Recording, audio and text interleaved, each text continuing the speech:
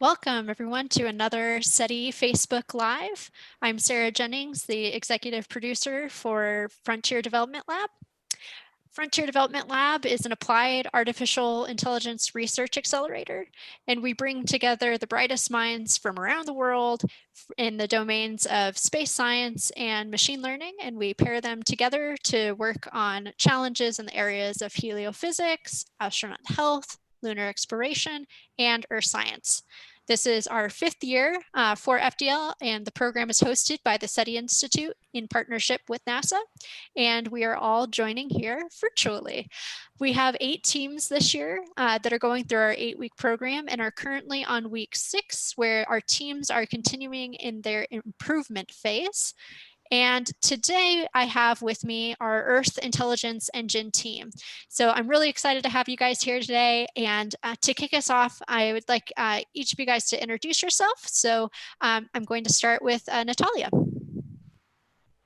Hello everyone, I'm Natalia, I'm from Spain, and I'm assistant professor in Institut Polytechnique of Paris at ENSTA, and I work on explainable artificial intelligence and robotics. Great, thank you, Natalia. And Chris? Hi everyone, I'm Chris, I'm also from Spain. I'm a PhD student in Germany, and I'm doing my thesis on deep learning for spatiotemporal Earth system datasets in the German Space Agency and also in the Max Planck Institute for Biogeochemistry.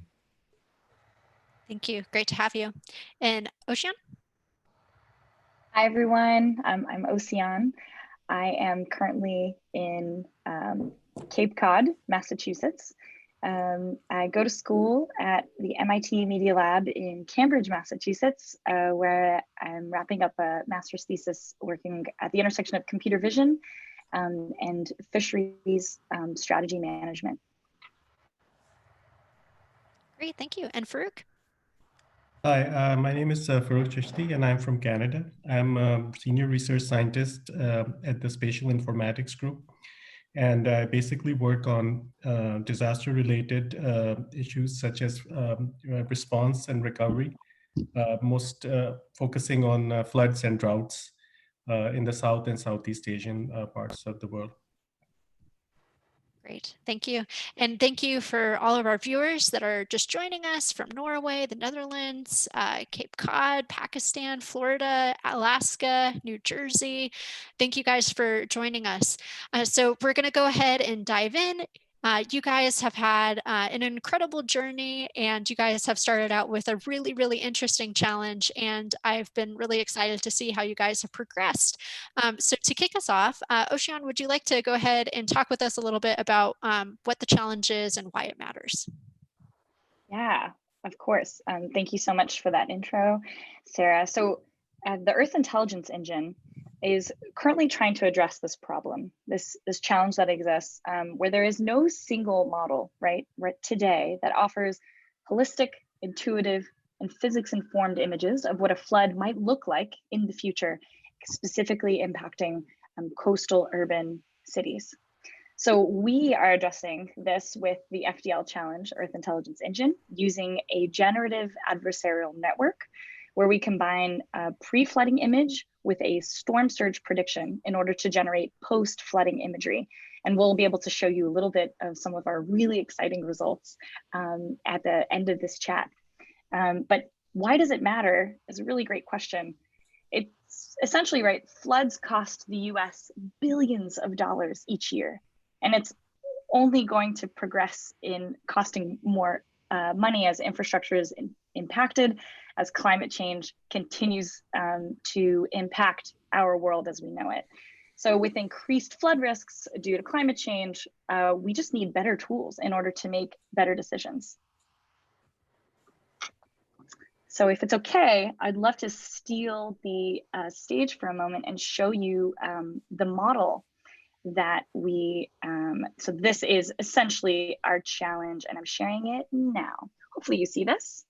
So in essence, our goal is to combine pre-flooding imagery with storm surge predictions in order to train then on flood extents through the GANs, this generative adversarial neural network, in order to produce post-flooding imagery that will help essentially folks perhaps like urban regional planners to make more informed decisions and bring infrastructure designs to maybe their city council, their governor, folks who are decision makers who can then help us help civilians in their intervention and climate resiliency programs. I'm going to stop sharing now. Great. Thank you so much for introducing the challenge to our viewers. And for the next question, I'd really like to, you guys are on week 6, understand a little bit more about your approach and the tools that you're using. So I'll turn it over to Natalia. Yes, so we are learning incredibly a lot. So it's a bit different setting than the academic one, to which many of us are used to. So we are using from deep learning intensive infrastructure at scale, like Google Cloud Platform, GitLab. We are using elements that perhaps we haven't used before, and it takes time to get up to speed, like different virtual machines running a lot of GPUs, understanding all the behavior behind buckets, all the having to communicate at fast pace with all the team members makes this setting quite challenging, but we are learning a lot and we are enjoying. We are using Trello, Jamboards, Agile, and experiment logging infrastructure like MLflow to put everything together and being able to run everything end to end. And basically, we are having daily meetings, standard meetings where we all learn about what everyone has done every day and what is currently planning to do and how can we help each other, or what is making our work being stuck if there is any element. And this way we are progressing incredibly fast.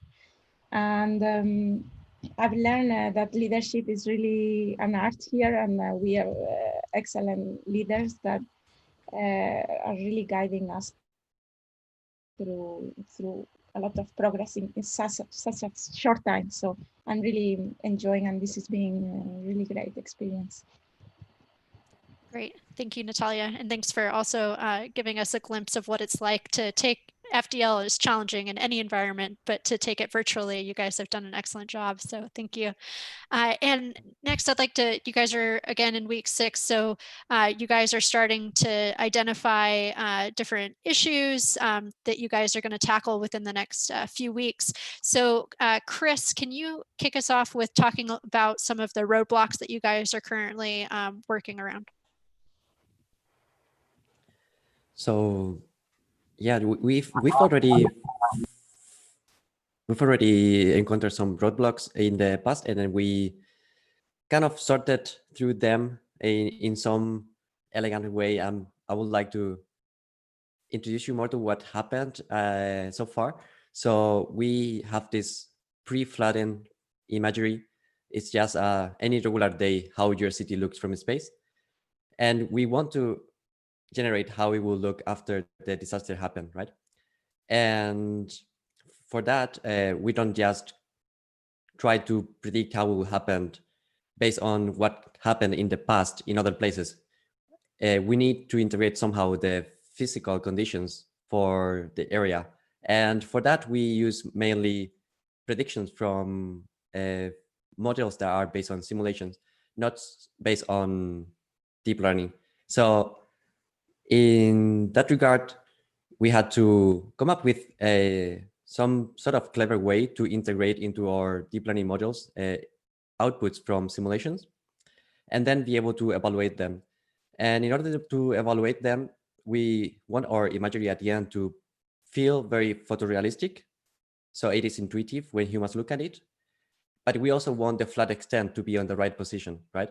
And evaluating where the flood extent is requires you to actually map and mask where the water is.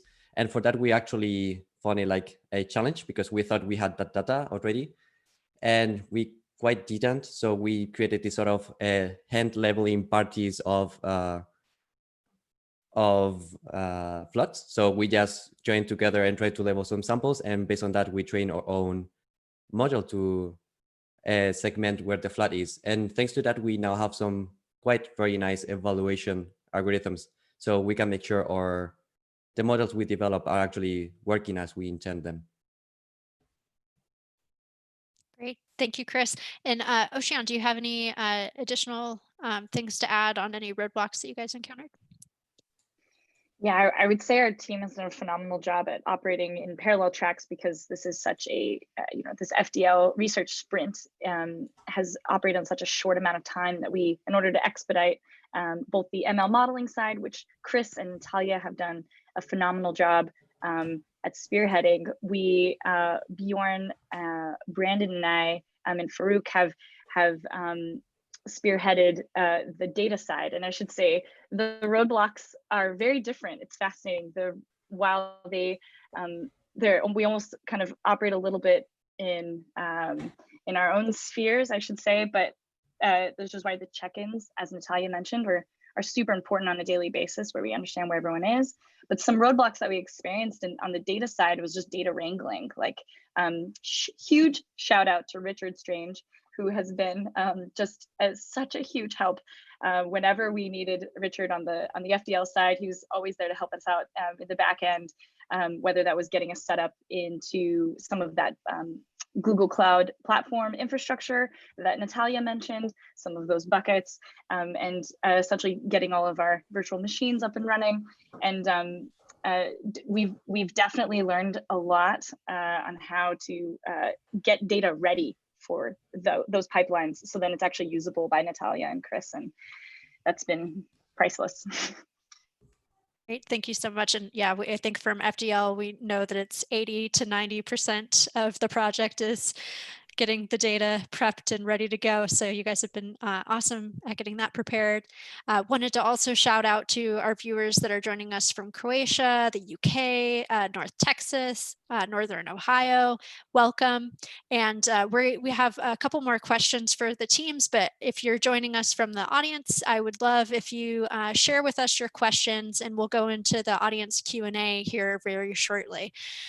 So for the next question, you guys are going to have a couple more weeks for the outcome for FDL, but then there's opportunities to continue this work from beyond. So what is your desired outcome at the end of FDL, and kind of broader desired outcome? I can kick us off, at least maybe sharing a little bit about some of the desired outcomes short term, so end of FDL.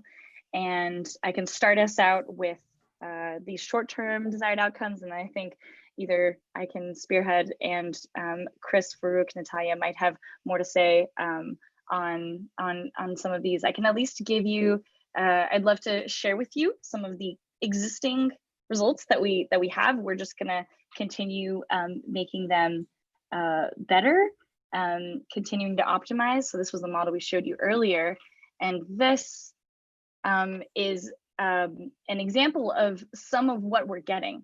So the pre-flooding, right, is what I showed you before. These are inputs into the model. The post-flooding is ground truth. When we say ground truth, we mean this is the imagery that we know. This is what the post-flood looks like in real life, and then this is what our network is generating, which is so exciting because it looks so much like the post-flooding, which is great.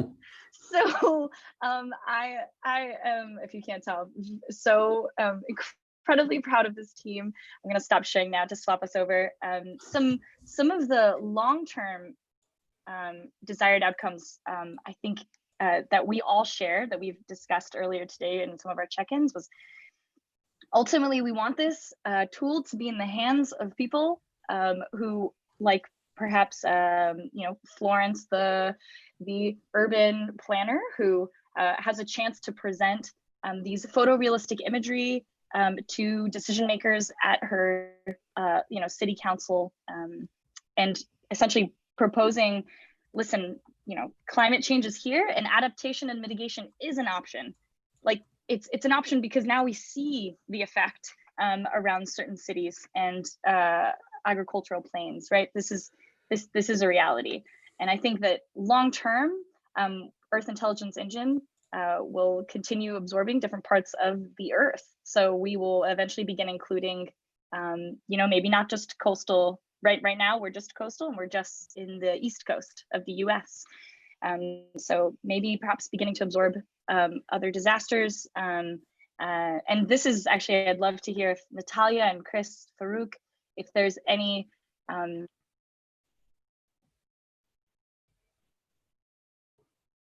future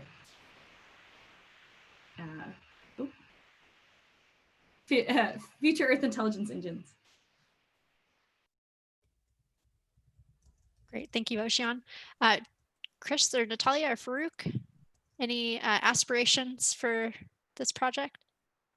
Yeah, sure. So I think we have way too many aspirations, and we believe there is so much to do still for climate change that sometimes we get off to dream a bit too much, and we need to take one step at a time. So from having the first immediate goal for us is having a high impact factor paper where we can show the power of interdisciplinary research and applying AI to social good problems, where we can have impact on big challenges. But so from having resources for education and awareness of climate change that people can use for having actionable,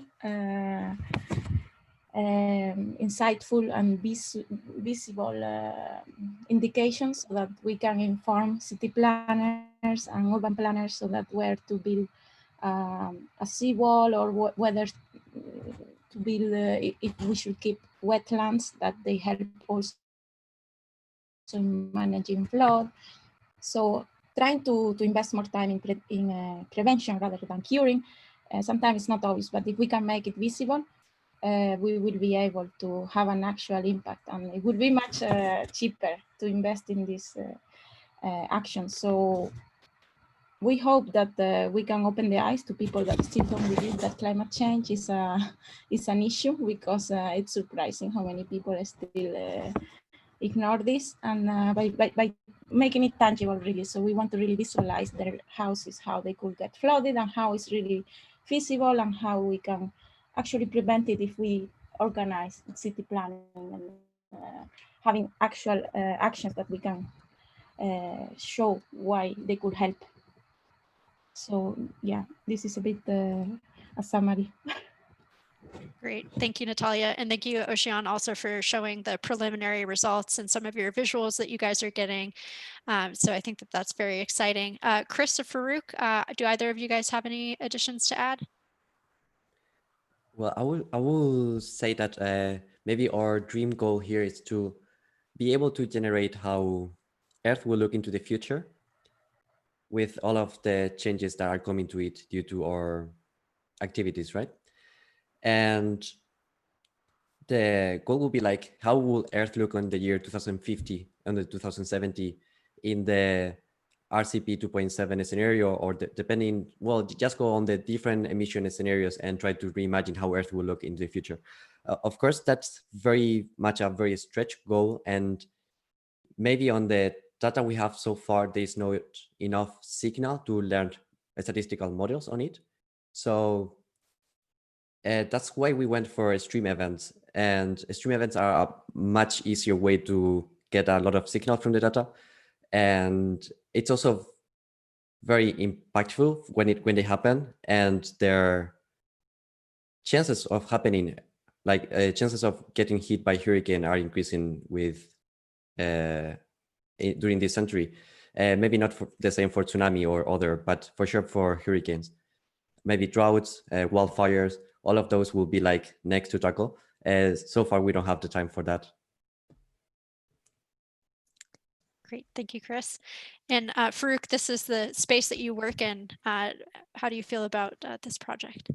I feel it's a really good endeavor. And from the technical point of view, we are aiming to advance hybrid modeling, bringing physics into the picture, and making sure that machine learning models are well constrained, or we even learn more from this engagement. So for me, all of these are good contributions to various disciplines, and ultimately to advance our knowledge of climate impacts, and then how that can be used for decision makers in the future. So it's a really good start for us, and I hope that we continue. I'm looking forward to working with the team on these issues. Floods is, as Chris mentioned, is a first look of an extreme event, but there are many other types that we can study with this modular approach that we're developing right now. So I'm really excited about that.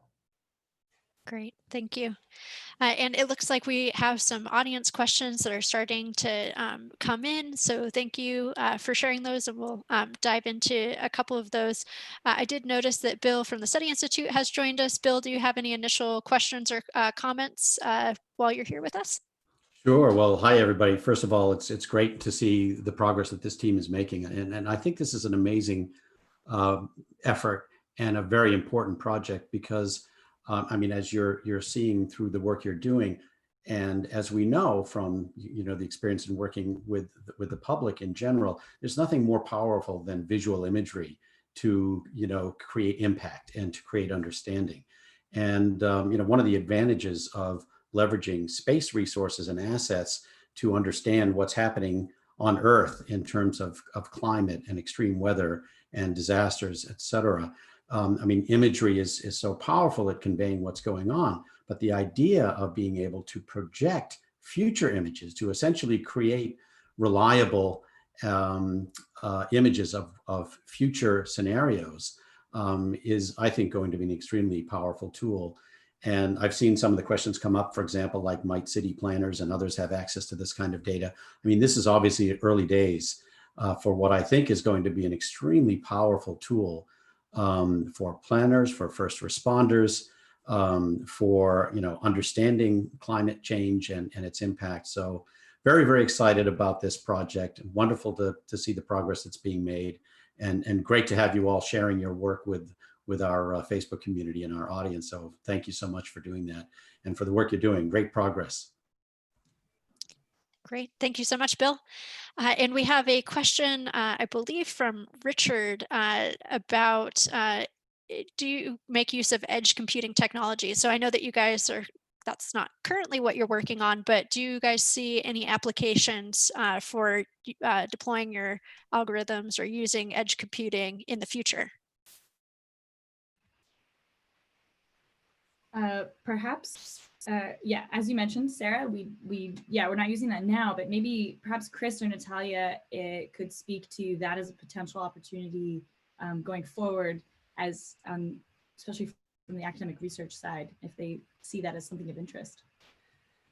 Yes, to be honest, I just Googled what that is, and yes, I've never heard of it, but I think it's a very interesting concept. I think it's mostly related to how far from you are the servers where you are computing are, maybe to save some bandwidth. And so I don't think we're doing that right now, as we are competing in the US and I'm in Europe, but I think it should be doable in the future for sure. Yes, it's a way to go if it saves resources. Yeah, it's like continual learning. We are learning about data distribution that we have never seen, and because it's conditions of climate change that we are never experienced before. So it's we need to be able to tackle this with lifelong learning, and it would be nice if we can just put a Raspberry Pi in or a mini lake and see if our animals are in danger. So with the local actual ground truth data. So definitely there will be room for it, but it's a bit future work, advanced settings, we could say. Great, thank you, Natalia, and thank you, Chris and Ocean. So the next question is, and you guys touched on it a little bit, do you research floods that originated from tsunamis, and will you be able to predict which shorelines are hit, and do you use Python as the main language? I can certainly speak from the data side. So within our database, there is there is tsunamis, but we are not actually, we are not currently using it because we are currently only training, taking from pre-flooding imagery around the East Coast US in order to really hunker down on an excellent output. We're essentially seeking quality over quantity here. We wanted to make sure that our flooding imagery was informed by a physics model. And currently the physics model we have is from NOAA. The slosh physics model is what we use for the segmentation. We don't have those tiles that would match the tsunami, because currently the tsunami data that we have is from Indonesia and Nepal. So that is part of, I would say, Earth Intelligence Engine V1. If we're version 0, we plan to continue to integrate and eventually encompass the Earth, as I mentioned before. Great, that was a wonderful explanation. And then the question related to what programming language do you use, Chris or Natalia? What do you guys use? Of course, we're using Python. It's a language of data science, yes. Great, thank you. All right, and so I think we're coming to a close, but I wanted to turn it over to Bill to share with us some thoughts about this year's FDL. Thanks, Sarah. I just wanted to, comment. I forgot to say this before, but this is the 5th year that in partnership with NASA and our industry partners, we're doing the FDL program. However, it's the first year we've done the FDL program entirely remotely in a complete virtual environment. So the people you see on the screen who are colleagues and co-researchers working together on this project are not physically together.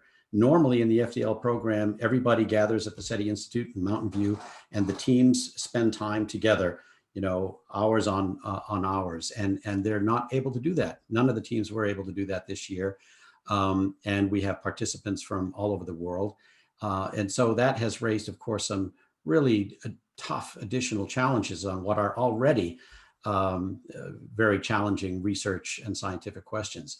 And so these teams are working virtually together using platforms like Zoom and interacting and collaborating in this virtual environment, and yet still, I think, achieving extraordinary results and making incredible progress. So I just thought it was worth highlighting the additional challenge that the teams this year are facing, excuse me, and having to work in this remote environment. And it's extraordinary. So we're not only learning through the output of the various teams' research efforts in terms of what knowledge they're gaining and new understandings and insights we're achieving from the FDL program itself, but we're also undertaking a social experiment in the ability to generate collaborative research and to do meaningful team-based research programs in a virtual environment. And I think the results are speaking for themselves. So again, a special hats off to this team and to all the teams from the program, the FDL program this year, for the additional challenge,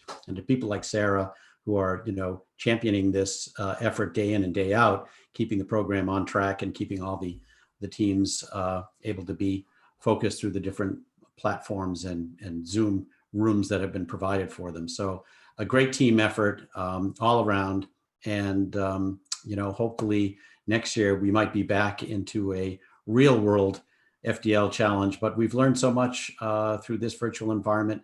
It does open up new possibilities for extended programs globally. So stay tuned and watch FDL evolve in the years to come. And thanks again to this team for sharing your story today and for the great progress. And thank you, Sarah. Thank you, Bill. And yes, I've been extremely impressed with how well everybody has been able to go over this hurdle. So I wanted to say thank you to our researchers for taking your time out of your busy schedule today, because you guys have a couple more weeks left. And thank you to all of our viewers that have joined us. Thank you, Bill, for joining in as well. And I will be back online tomorrow with another one of our FDL team. So I look forward to seeing you then. Thanks. Thanks. Thank you. Bye. Bye.